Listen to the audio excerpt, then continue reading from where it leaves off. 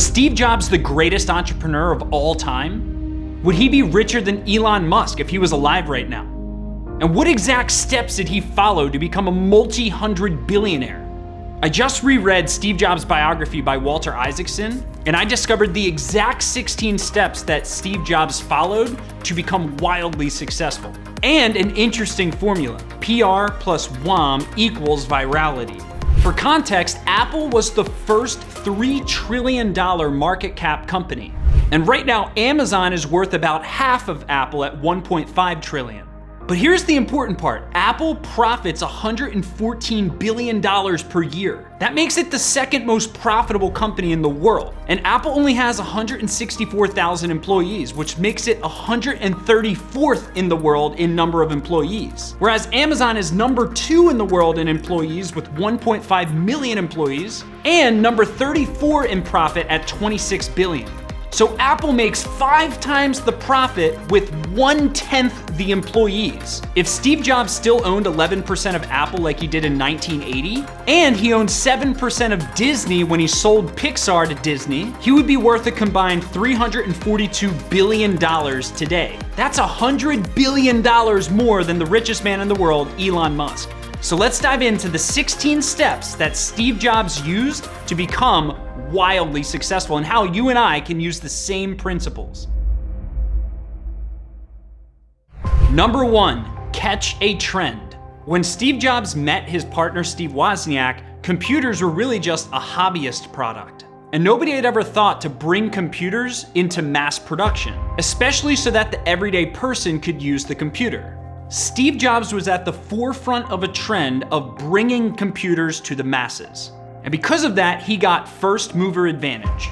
Now what's interesting is Amazon, Jeff Bezos, went through the same process. Amazon was on the early wave of e-commerce. And before e-commerce was popular, Jeff Bezos staked his entire future on it. Just like Steve Jobs and just like Elon Musk with Tesla. Tesla is the most valuable company that Elon Musk has ever created. And again, it was at the front of a trend. Right now, we're in the AI revolution. So great way to get ahead of a trend like them is to start something in AI.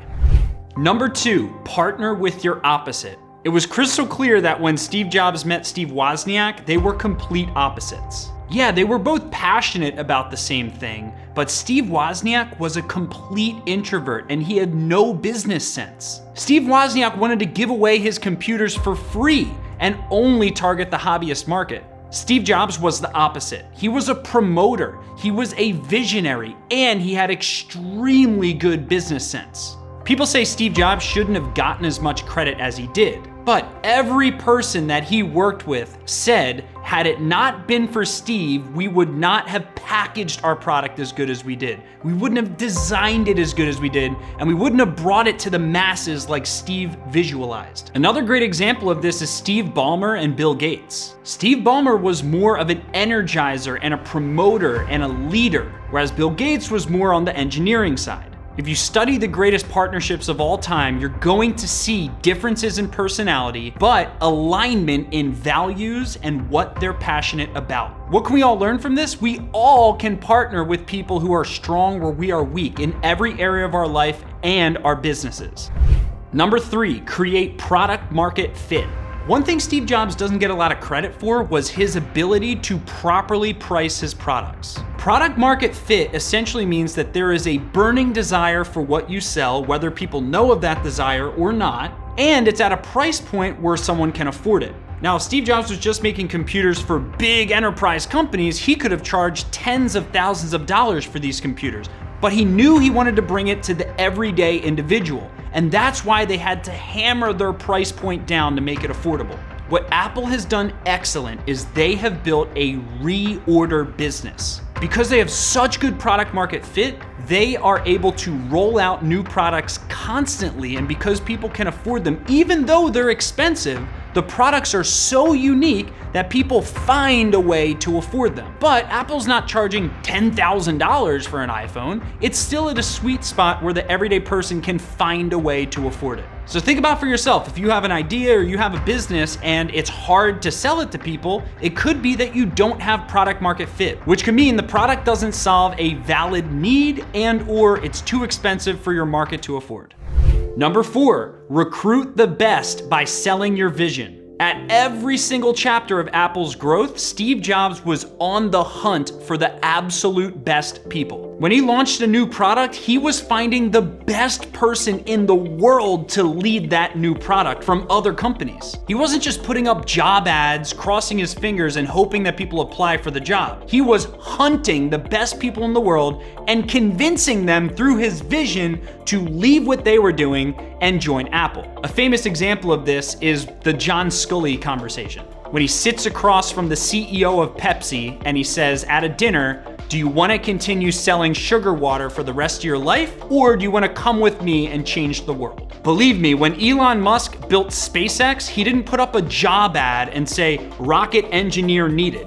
He hunted the best possible rocket scientists in the world, told them about his vision, promoted the vision, and convinced them to leave what they were doing and join SpaceX. I talk to a lot of business owners, and the job market is hard right now if you're recruiting like everyone else. If you're putting up job ads, hoping that people apply for your company, you're getting it all wrong. You have to go outbound and seek out the best in your industry and get them to join your business. But it's not gonna work unless you have a big vision, because high performers wanna become part of a big vision. Number 5, obsess over packaging. Oh boy, Steve Jobs got this right. He was so worried about the whole user experience. From the moment you got a package of one of his products, he wanted you to feel like it was a unique product. Have you ever opened like an iPhone case and just felt that little texture on it and the simplicity in design? All of these things create perception. Perception is reality. Perception is what allows you to position your products and services as premium. Most other business owners would think, I don't want to spend a lot of money on packaging. That's not core to our product. We sell this. Packaging is useless. Not Steve Jobs. He thought about every single moment that a consumer was going to engage with his product even before they used it. You ever hear the saying, the way you do one thing is the way you do everything? Well, that's what Steve Jobs was doing. He was obsessing over the packaging, then he was obsessing over the packaging of the product itself, like the screen of the iPhone. He said he wanted it to be so smooth and clean you could just lick it. And then he took that to the inside of the phones and the computers. He wanted it to be simple design. So for you and I, think about the perception of your product or service. Have you put enough thought into the quote unquote packaging or how people are perceiving the value of your product or service before they even consume it? Okay, number 6, obsess over user friendliness. This is another huge one. There's a story in the biography where it talks about the mouse, right? The computer mouse. Steve wanted it to be so easy to navigate around a computer in the early days that he refused to have the navigation be up and down and left and right like all prior computers were. What Steve said is he wanted you to be able to move a mouse around in any direction, diagonally, down, left, right, all around, circles, because he believed that was user friendliness. He believed there should only be one button on the face of an iPhone. When he told his engineers this, what do you think they all said? Oh no, that's impossible. We need as many options as possible. Even Steve Wozniak fought back against this when he said he just wanted 1 or 2 navigations in every single product or service. Steve Wozniak was like, no way, people want options. They want options for this, and he wanted 5 or 6 or 7 or 10 buttons. So Steve challenged his engineers, challenged his employees to make it so dummy-proof simple for the end user. So think about this for you and me. How can you make it easier for people to work with you, to work with your product and service? The easier something is to use, the more likely it is to be habit forming and to create that reorder effect. Number 7, create raving fan word of mouth. Okay, this is the formula I came up with. PR plus word of mouth equals virality. What's really interesting is Steve Jobs was able to create word of mouth because of his product market fit and his ability to be ahead of trends. So people would talk about his products and services. And when people talk about your products or services, that is free marketing. So if you obsess over product, you obsess over user friendliness, and you're ahead of a trend, you're probably going to create word of mouth. That means your product is good. Now, The fuel on the fire is PR. Once Apple started getting some serious news coverage because of how good their product was, that is what created the virality. So it's the combination of a great product and PR or promotion that creates the virality. You cannot compensate for a bad product with good marketing. Eventually, it's gonna catch up with you. And on top of this, Steve Jobs was able to create almost like a cult-like following because he framed Apple's mission as a movement, that think different movement. He made people feel a part of the rebel rebellion. And yeah, that's kind of culty, but cult is in the word culture. And that's why Apple built such a strong culture between their customers and their employees. Now, this is before social media happened. Steve Jobs had to get PR by reaching out to news outlets and doing newsworthy stuff. But that still works today. I mean, think about Elon Musk. He's still using the attention-getting tactics that make things go viral on social media, whereas in the past, it was just on the news. So if you and I want to get more PR, we got to do more edgy stuff and create better products and services that change the world. Number 9, go public. I know this sounds stupid, but all the companies that create billionaires mostly go public. That's because it increases your access to capital rapidly. Now, I know most of us can't just go public right now, especially if you're not running a big enough business, but what it says is make bold moves, okay? The bold decision to go public. Like, look up how intense this process is. Holy crap, that is a bold decision. And it's a decision that makes the majority of the world's billionaires. Number 10, it ties directly into this, give up equity for debt. Steve Jobs only owned 11% of Apple when it went public. Jeff Bezos owned 17% of Amazon when it went public. Elon owned 11.7% of PayPal when it went public, and 22% of Tesla when it went public. Everyone thinks I need to own 100% of my business in order to become successful. I'm unwilling to give up equity. But the proof shows that the majority of multi-billionaires and richest people in the world are giving up equity in exchange for capital. And the only reason you would do this is if you had significant faith in that capital's ability or that debt to fuel your growth. And examples like Bezos, Elon, and Steve Jobs are all successful examples of that. But you definitely shouldn't give up equity for debt if you're not using that debt to accelerate growth. The takeaway for you and I is that it's okay to give up a little bit now, whether that's equity or money, for a lot more in the future.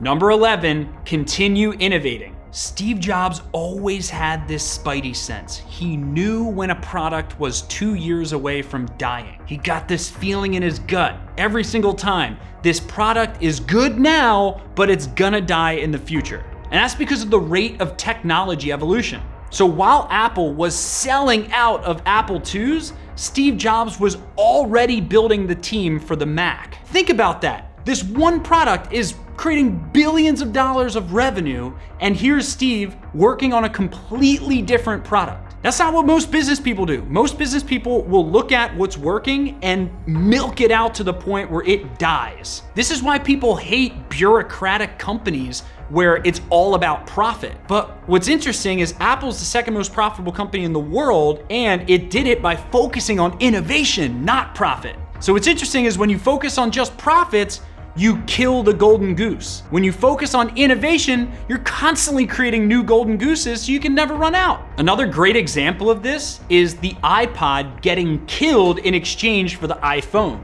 Imagine the courage it took to kill a best-selling product before it died. So if you and I start focusing on continual innovation, profits will appear out of nowhere faster than you ever imagined. So those are 11 steps on the business side. Now I'm gonna bring you through 5 additional steps on the leadership side.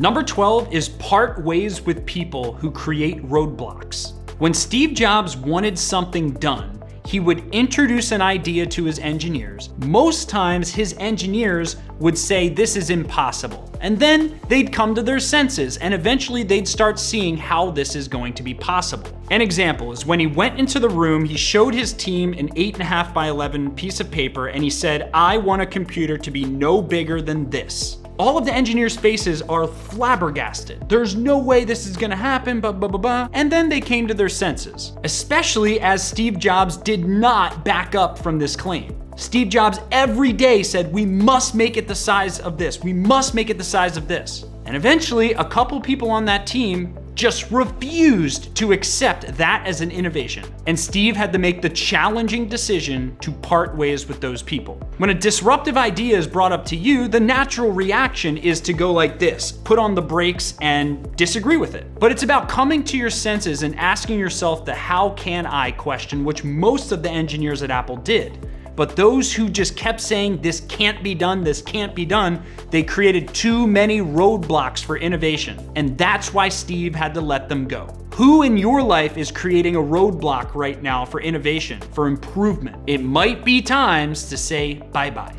Number 13, demand excellence. When people say Steve Jobs was really hard to work with, this is where I think they get it mistaken. Yes, Steve Jobs could have improved the way he communicated. Most of the time, he would just call something shit or amazing. There was no middle ground. Now, could he have articulated his thoughts a little bit better? Of course. But his team, after a long time of working with him, they started understanding that the word shit really just meant there's room for improvement. And that was Steve Jobs' way of expressing his demand for excellence. Here's a little example of this, okay? One of the things, I actually have my Mac right here. One of the things that Steve was huge on was rounded corners. See how there's a rounded corner right here? He was huge on rounded corners. His team, when they were first innovating the first computers, everything was square when he saw the first prototypes. And he said, no, if you look at the best things around us that look aesthetically pleasing, they have rounded corners. His whole team is looking at him like, what the hell are you talking about, Steve? Rounded corners?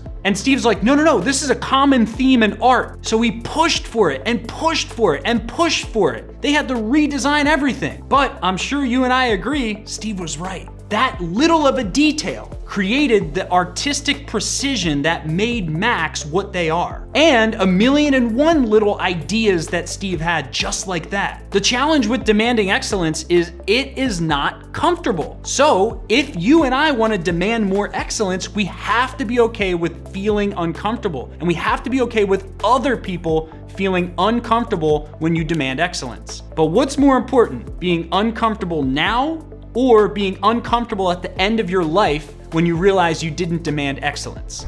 Number 14, be relentless, not nice. The definition of the word relentless means to relent less. Relent means to back up or stop. In war, the word relent basically meant to run away from your enemy. So to relent less means after you demand excellence for something, you don't run away from it. You persist, you stick with it. And sometimes you gotta be a pain in the ass to other people to be relentless. But it's so important to be relentless because it shows your team that the initial spark of desire, of excitement that you had towards something was not just a temporary blip. If we want to show everyone around us that we're serious about something, we cannot relent. We have to stick with it and constantly speak up for what excellence looks like well past the honeymoon period. And no, this is not going to look like niceness. This is why I disagree when people say, I want my team to feel like a family. I think these are two separate things. If you want to win the Super Bowl, you're not going to do it by treating everyone on your team like a family. You're going to do it by having high performance expectations for every single role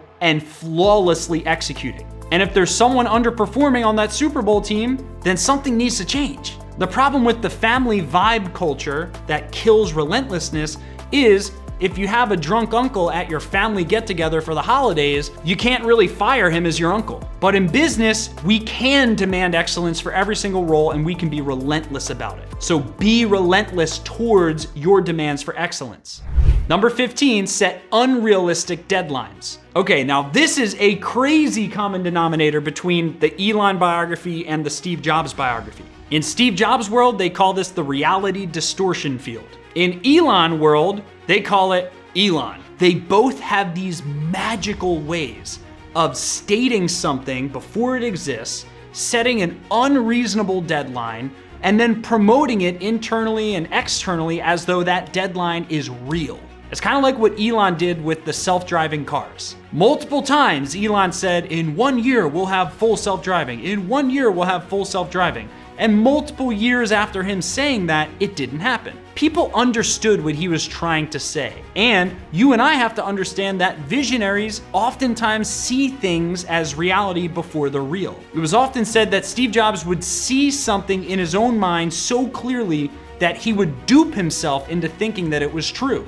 And the reason Steve Jobs set these unrealistic deadlines is because he always had this massive sense of urgency that if we don't get the product out by this date, we are screwed, our competitors are gonna release a better product, and we're gonna be out of business. It's this life or death mindset that if we don't launch by this day, we're gonna die. And that same survivalist, all or nothing mentality is shared in Elon. And yes, again, this can be seen as overly aggressive, but it also can energize teams. For teams to perform at a high level, they need a sense of urgency and just the right amount of fear. If there's no fear in an organization, then there's not going to be rapid movement. I'm not saying it needs to be all fear, I'm saying a little bit of healthy fear can drive organizations to excellence. And unrealistic deadlines do just that.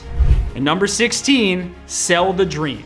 Steve obviously had an ability to sell the dream. If you look at Apple product launches, you know exactly what I mean. He was able to sell a future that people didn't even know they wanted. He was able to tie it all into a mission that people wanted to get behind. Not just his clients, not just his customers, but his employees. And that same exact thing is what Elon has. We want to colonize Mars. We want to make renewable energy the norm.